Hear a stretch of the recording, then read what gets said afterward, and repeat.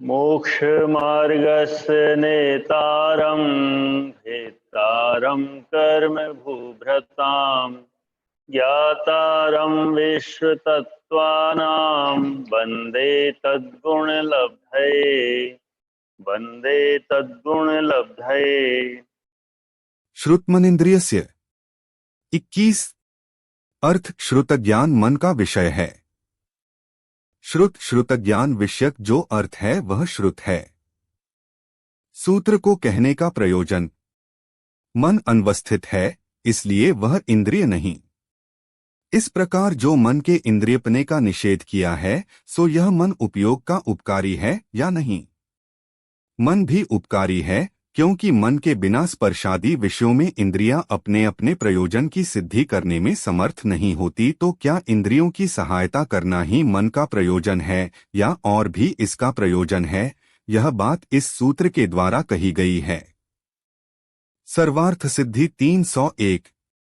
श्रुतज्ञान मन के निमित्त से ही होता है या अन्य इंद्रियों के निमित्त से भी? श्रुतज्ञान की उपयोग रूप दशा मन के निमित्त से ही होती है। जिस प्रकार मतिज्ञान इंद्रियों और मन के निमित्त से होता है उस प्रकार श्रुतज्ञान इन दोनों के निमित्त से न होकर केवल अनिंद्रिय के निमित्त से होता है, इंद्रिय परंपरा निमित्त है। सर्वा 302 विशेषार्थ। मतिज्ञान के पश्चात जो विचार केवल मन से उत्पन्न होता है वह श्रुत है। श्रुत यानी विचार करना, चिंतन करना। श्रुतज्ञान से जाने हुए पदार्थों को मन जानता है। मन का विषय यही नहीं है कि बस चखते रहना, सुनते रहना, सूंघते रहना, देखते रहना, छूते रहना। मन का कार्य है श्रुतमनिन्द्रियस्य, श्रुत को पढ़ना, शास्त्र का स्वाध्याय करना, उसका लाभ उठाना। अब आपके ऊपर है कि या तो मन का उपयोग पंचेंद्रिय के विषय भोगों में कर ले या शास्त्र स्वाध्याय में कर लें। भगवान जिनेंद्र के दर्शन में कर लें, उनकी भक्ति में कर लें, तीर्थयात्रा में कर लें अथवा विदेशों या हिल स्टेशन पर मौज मस्ती करें। आप कैसे भी करके अपने मन का सदुपयोग भी कर सकते हैं और दुरुपयोग भी कर सकते हैं। मुनि प्रणमय सागर जी प्रवचन से। मनिंद्रिय मन इंद्रिय नहीं है अर्थात अनिंद्रिय है। यह मन जो है वह अनिंद्रिय कहलाता है। इंद्रिय की तरह इसका स्थान नियत नहीं है। जैसे आंख का स्थान नियत है। आंख को हम खोलेंगे और आंख से ही हम देखेंगे। कान का स्थान नियत है। कान कान की जगह पर ही मिलेगा, आंख के स्थान पर ही आंख होगी। लेकिन मन कहाँ होगा? मन का इंद्रियों की तरह कोई भी स्थान नियत नहीं है। इस मन के कारण ही सारी गड़बड़ियां होती हैं। इंद्रियों की तरह इसका स्थान भी नियत नहीं है और इसका विषय भी नियत नहीं है। जैसे स्पर्श इंद्रिय का विषय नियत है, स्पर्श को ही ग्रहण करेगा। रसना इंद्रिय का विषय नियत है, रस को ही ग्रहण करना, लेकिन मन का कोई विषय नियत नहीं है। इस कारण इसको अनिंद्रिय कहा गया है। यह ईशत इंद्रिय होते हुए भी थोड़ी इंद्रिय है, लेकिन इंद्रियों जैसा काम नहीं करता है। कुछ लक्षण इसमें इंद्रियों के हैं और कुछ इंद्रियों के नहीं हैं। इंद्रियों के लक्षण क्या है? जैसे द्रव्येंद्रिय की रचना होती है वैसे ही मनेंद्रिय की भी रचना होती है, इसलिए यह इंद्रिय भी कहलाता है। लेकिन इंद्रियों की तरह इसके विषय नियत नहीं है, स्थान नियत नहीं है, इसलिए यह अनिंद्रिय भी कहलाता है। ऐसी दोनों प्रकार की परिणतियां होने पर यह क्या करता है? मन का विषय है श्रुत। श्रुत अर्थात श्रुतज्ञान। जो हमारी आत्मा में श्रुतज्ञान का क्षयोक्षम होता है वह सारा का सारा क्षयोक्षम मन के माध्यम से पंचेंद्रिय जीवों में कार्य करता है। अन्य जीवों में श्रुतज्ञान का क्षयोक्षम होगा तो वह मन के बिना कार्य करेगा। लेकिन जो मन वाले हैं उनके लिए यह नियम हो जाता है कि उनके अंदर श्रुतज्ञान का क्षयोक्षम मन के माध्यम से ही काम करेगा। इस अनिंद्रिय का जो मुख्य विषय है वह श्रुतज्ञान का ही मुख्य विषय है। मति ज्ञान का भी है, लेकिन उसमें मुख्यता श्रुत ज्ञान की ही है।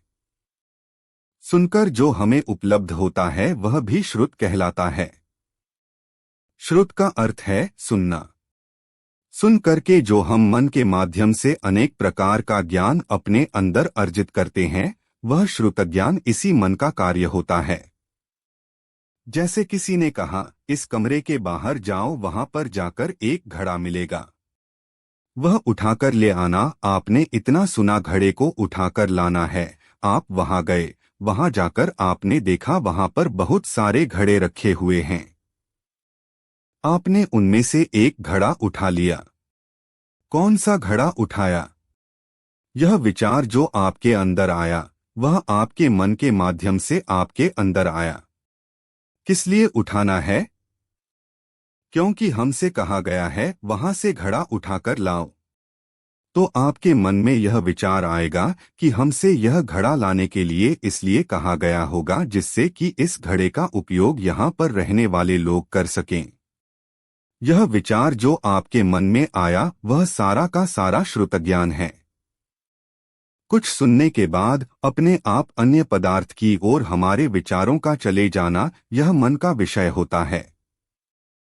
इसलिए इस तत्वार्थ सूत्र को जो पढ़ रहे हैं उन सभी का श्रुत ज्ञान अलग अलग काम करता है। यदि एक डॉक्टर होगा तो इन्हीं सूत्रों को सुनकर उसका दिमाग डॉक्टरी की तरफ जाएगा। एक इंजीनियर होगा, उसका दिमाग इंजीनियरिंग की ओर ही जाएगा। एक बिजनेसमैन भी होगा तो उसका दिमाग उसमें जाएगा और कहेगा, हाँ, मैं भी अपने श्रुत के माध्यम से कुछ सोचकर कुछ और करने की इच्छा कर रहा हूं। यह भी हमारा श्रुत ज्ञान है। मैंने सोचा कुछ और था और हमारे सोचने के माध्यम से ऐसे विचार आते चले गए और मैं यह सब करता चला गया। यह सब किसकी परिणति है? तो यह सब श्रुत ज्ञान की परिणति है।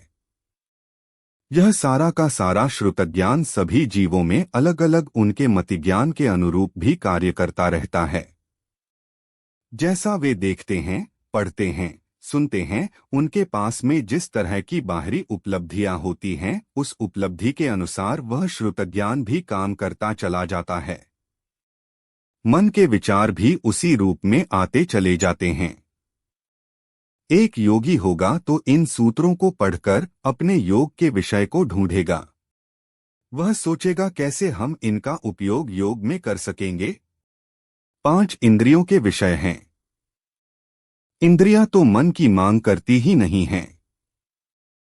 यह मन है जो इन इंद्रियों के अनुकूल विषय चाहता है। एक योगी सोचेगा इस मन को शांत कर दो। इंद्रियां तो शांत ही हैं, क्योंकि इंद्रियों का संचालन मन के कारण ही हो रहा है। वह योगी मन के अंदर जो श्रुत ज्ञान की परिणति चलेगी, विचारों की परिणति चलेगी, उनको रोकेगा। मन को रोकने के लिए क्या करना है? पहले इस श्रुत ज्ञान की परिणति को रोकना। इसलिए कोई भी योगी होगा वह आपको योगाभ्यास कराएगा तो पहले आपको विचार रहित करेगा। आपको सभी बाहर की चीजें छुड़ाएगा, आपको निर्विचार बनाएगा। आप सभी बाहर की चीजें छोड़े। कई बार मन उस बारे में सोचने लग जाता है।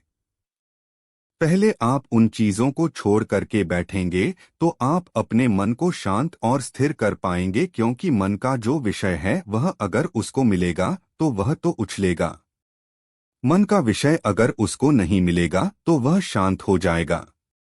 इस तरह से जो अपने मन को संभालने लग जाता है वह योगी हो जाता है, क्योंकि उसको मालूम है कि मन को थोड़ा खुला छोड़ा, थोड़ी सी इसको छूट दी तो यह अपना दुरुपयोग करना शुरू कर देगा।